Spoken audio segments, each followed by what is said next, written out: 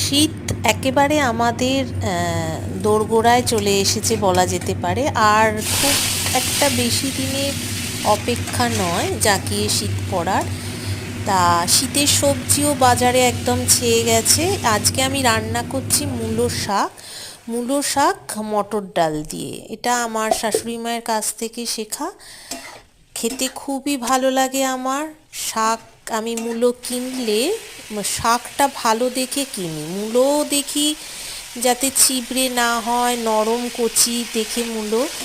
আর তার সাথে শাকটাও আমার বেশ টাটকা হলে খুব খুশি হই আমি, কারণ শাকটা আমি এইভাবে তাহলে খেতে পারবো। খুব সুন্দর লাগে খেতে।